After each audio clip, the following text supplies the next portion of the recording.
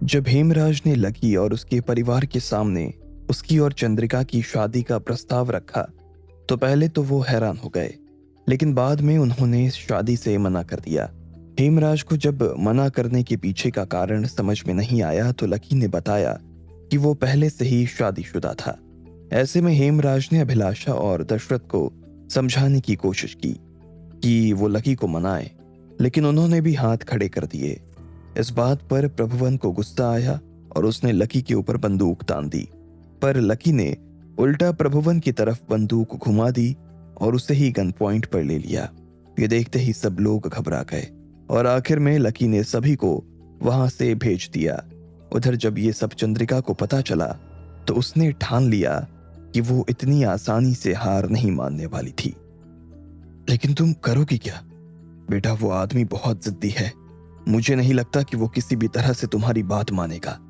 अच्छा यही होगा कि तुम उससे शादी करने की जिद छोड़ दो और अपने काम पर ध्यान दो।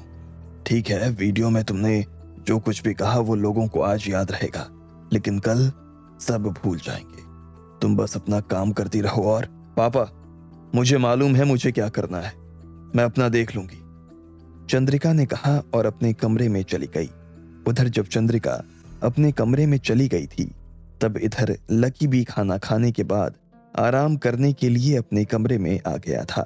वो बहुत दिनों के बाद अपने कमरे में पहुंचा था। जब उसने इतने दिनों के बाद राधिका की तस्वीर को देखा तो उसके चेहरे पर मुस्कान छा गई। उसे ऐसा लग रहा था कि वो सारी थकान भूल चुका था। राधिका, तुम्हें पता चला कि मैं तुम्हारे कमरे में गया था, तुम्हारे हॉस्टल वाले कमरे में। वहां तुमने जो राधा कृष्ण का पोस्टर लगाया हुआ था, मैंने उसे भी देखा, और उसके नीचे जो तुमने लिखा था ना, मैंने उसे भी देखा। You are lucky to have lucky in your life. सच में, लेकिन तुमने मुझे तो कभी बताया ही नहीं कि तुम लकी के होने की वजह से कितनी लकी हो। काश मैं भी इतना ही लकी होता। काश तुम आज मेरे साथ होती, तुम देख पाती कि हम तुम्हारे नाम से कितना कुछ शुरू करने वाले हैं। मैं तुम्हें इतनी आसानी से भूलूंगा नहीं, और ना ही लोगों को तुम्हें इतनी आसानी से भूलने दूंगा। देखना, तुम सब तुम्हें याद रखने वाले हैं। राधिका अग्रवाल को कोई नहीं भूल पाएगा, लकी ने कहा और फिर अपने बिस्तर पर आकर लेट गया। उसने आखिरी बार मुस्कुराती हुई राधिका की तस्वीर देखी और फिर सो गया। लकी इतना ज्यादा थका हुआ था कि एक बार सोने के बाद उसकी नींद सीधा अगले दिन सुबह खुली। वो 15 घंटे से भी ज्यादा सो गया था। अगली सुबह जब खिड़की से सूरज की रोशनी अंदर आई तो उसने देखा कि सुबह हो गई थी। उसके ऑफिस जाने का टाइम हो रहा था। इतनी अच्छी नींद लेने के बाद अब लकी की फिर से काम पर जाने की इच्छा हो रही थी। ऐसे में वो तुरंत तैयार हुआ और नाश्ता करके सीधा अपने ऑफिस जाने के लिए रवाना हो गया। वो जैसे ही ऑफिस पहुंचा तो उसने देखा कि उसके आगे 2 और लोग ऑफिस के अंदर दाखिल हो रहे थे। लकी उन्हें देखते ही पहचान गया। उसने पीछे से कहा, ये कोई टाइम है ऑफिस आने का? जैसे ही लकी ने इतना कहा और उन दोनों ने ये सुना तो वो दोनों तुरंत पलटकर पीछे देखने लगे। वो दोनों और कोई नहीं बल्कि प्रीतम और गर्वित थे। देख लो, ये कह भी कौन रहा है जो खुद हमारे पीछे पीछे आ रहा हो, गर्वित ने कहा और दोनों हंसने लगे। इतने में लकी उनके पास आया और दोनों से गले लग गया। तू शादी के बाद कहाँ गायब हो गया था भाई? प्रीतम ने पूछा।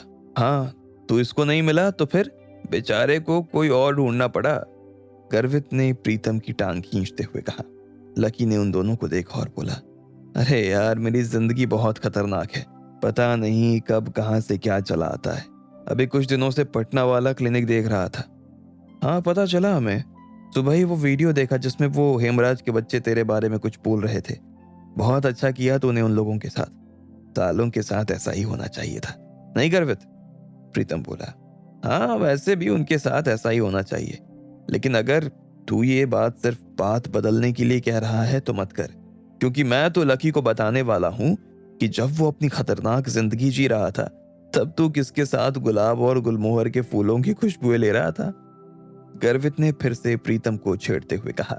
लकी ने जैसे ही ये सुना तो उसका दिल खुश हो गया और वो बोला, यार ये तो मुझे भी सुनना है। एक काम करते हैं, एक बढ़िया सी चाय पीते हैं, समोसा खाते हैं और ये पूरी कहानी सुनते हैं। वैसे भी साला बहुत दिनों से जिंदगी में कुछ फन नहीं किया यार। चल चल, गर्वित ने कहा। यहाँ नहीं यार, बाहर किसी बढ़िया सी टपरी पर बैठेंगे, बिल्कुल कॉलेज स्टाइल में, लकी ने कहा और तुरंत अपना बैग गार्ड को थमा दिया। गर्वित और प्रीतम ने भी अपने अपने बैग गार्ड को थमाए और अपनी टाई खोलकर तीनों ने जेब में रख ली।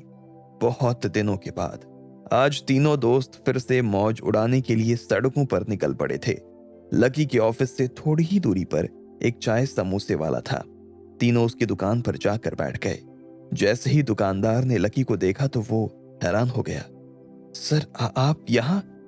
यस सर, मैंने सुना है कि आप बहुत बढ़िया चाय और बहुत बढ़िया समोसा खिलाते हैं। एक काम कीजिए, आप हम तीनों के लिए 3 चाय और 3 समोसे दे दीजिए।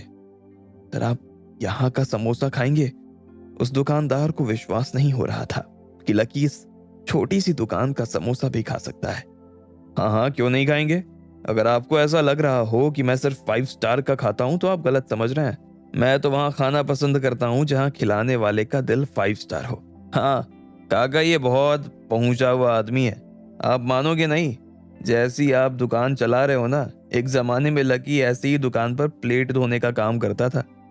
इतने में प्रीतम ने कहा, और उसमें भी इसके बॉस ने इसको निकाल दिया क्योंकि ये प्लेट को अच्छे से प्यार से साफ करता था।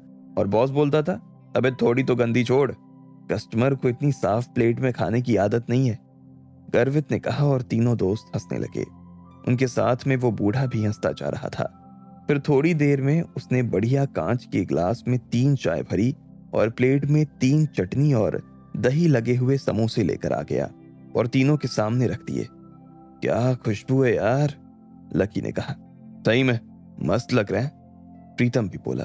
ओहो क्या स्वाद है, आज तो ये घर भी लेकर जाऊंगा, गर्वित ने कहा और तीनों समोसे और चाय के मजे लेने लगे। लकी ने चाय की चुस्की ली और बोला, हाँ बता प्रीतम, प्यारा किसके साथ गुलाब और गुलमोहर की खुशबू ले रहा था? लकी ने पूछा। हाँ तो हुआ यूं जनाब कि आपको तो कमांडर साहब लेने के लिए आ गए थे, तो अब ट्रिप पर आपकी जिम्मेदारी पूरी करने के लिए कोई बचा ही नहीं था ना। मैं अपनी बीवी के साथ अलग गाड़ी में था और अमित भी रोशनी के साथ था। निशांत काम तो संभाल रहा था लेकिन बेचारा अकेला क्या क्या करता। वो अपने परिवार को देखता या यूनिवर्सिटी वालों को संभालता। ऐसे में प्रीतम भाई का उदय हुआ। उन्होंने कहा कि यूनिवर्सिटी मेरा परिवार है और इस परिवार की जिम्मेदारी मैं अपने कंधे पर लेता हूं। कमलनाथ सर, कोयल और बाकी लोग ये देखकर हैरान हो गए। जो प्रीतम क्लास में नजर भी नहीं उठाता था, वो 3-3 लोगों का सामान एक साथ उठा रहा था। मैं और अमित ये देखकर तो हैरान हो गए भाई। हमने कहा कि ये क्या जादू हुआ। फिर एक गुलाब चलता हुआ प्रीतम जी के पास आया और शर्माते हुए बोला, थैंक यू प्रीतम जी। प्रीतम जी ऐसे शर्माए कि क्या बताऊं यार, गर्वित ने कहा। जैसे ही लकी ने गर्वित के मुंह से ये सुना तो वो खुश हो गया और उत्साहित होते हुए बोला, कौन थी? अरे अपने कॉलेज की थी यार, तू उसे अच्छी तरीके से जानता है। कौन, रेणुका? नहीं रे। तो फिर कनिका? अरे नहीं रे। तो फिर फॉर श्योर गीतिका। भाई क्या कर रहा है, वो तो शादी में आई नहीं थी। तो फिर कौन थी भाई, इसी से पूछ, गर्वित ने कहा और प्रीतम की तरफ इशारा कर दिया। प्रीतम फिर से शर्मा गया था। गर्वित देख पा रहा था कि जितनी शर्म उससे स्टेशन पर नहीं आई थी, उससे ज्यादा शर्म उसे इस वक्त आ रही थी। लकी उसे बहुत उम्मीदों से देख रहा था और जल्द से जल्द उसके मुंह से जवाब सुनना चाहता था। प्रीतम ने धीरे से कहा, पंखुड़ी। जैसे ही लकी ने उसका नाम अपने मुंह से लिया तो उसके जहन में एक चेहरा ताजा सा हो गया। वो वैसे तो पंखुड़ी को भूल चुका था, लेकिन जैसे ही प्रीतम ने अपने मुंह से उसका नाम लिया तो उसे वो लड़की फिर से याद आ गई। उसका नाम पंखुड़ी सिंह था। जितना नाजुक उसका नाम था, उतनी ही नाजुक वो लड़की भी थी। वो क्लास में होती भी थी तो पता नहीं चलता था कि वो क्लास में होती थी। जैसे प्रीतम क्लास में शर्माता था और किसी से बात नहीं करता था, ऐसे ही पंखुड़ी भी बहुत शर्मीली थी।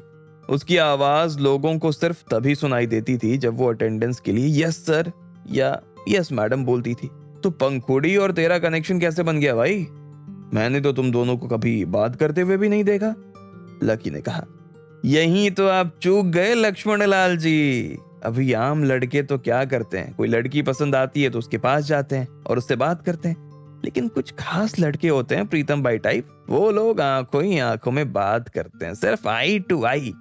वो दूसरों को पता भी नहीं लगने देते हैं कि उन्होंने क्या बात की। दूसरों की छोड़ो, कभी कभी तो उन्हें खुद भी नहीं पता होता कि उन्होंने बात क्या की भाई। अच्छा यार, ये तो मुझे पता ही नहीं था, लकी ने कहा और प्रीतम की तरफ देखकर मुस्कुराने लगा। प्रीतम भी उसकी बात सुनकर शर्मा गया। अरे मुझे भी मालूम नहीं था भाई, मैं खुद उस लड़की को भूल गया था। फिर जब वो शादी में आई तो मैं चौंक गया। पहले तो वो पहचान में आई ही नहीं, उसके बाद जब आई तो मैंने सोचा कि ये यहाँ क्या कर रही है। मैंने तो इसे बुलाया नहीं और मुझे पता था कि तू भी इसे नहीं बुलाने वाला था। तब साहब ने धीरे से आके कहा, इसे मैंने बुलाया है। मैंने कहा भाई, आई टू आई अभी तक चालू है, हमें तो लगा था कि फाइल कब की क्लोज हो गई है, लेकिन केस अभी तक चल रहा है साहब, गर्वित ने कहा। यह सुनते ही लकी हैरान हो गया और फिर मुस्कुराने लगा। यार मैंने तो सोचा था कि इसकी जिंदगी में कोई है ही नहीं, पर इसकी जिंदगी में तो अरे ऐसा कुछ भी नहीं है यार। तुम लोग तो बहुत आगे की सोचने लगे। हम पहले भी अच्छे दोस्त थे और अभी भी अच्छे दोस्त हैं, प्रीतम ने सफाई देते हुए कहा। इतने में गर्वित बीच में आया और बोला, और इनकी अच्छी दोस्ती का मतलब क्या होता है वो मैं तुझे बताता हूँ। स्टेशन पर मैडम ने आकर कहा, थैंक यू सो मच।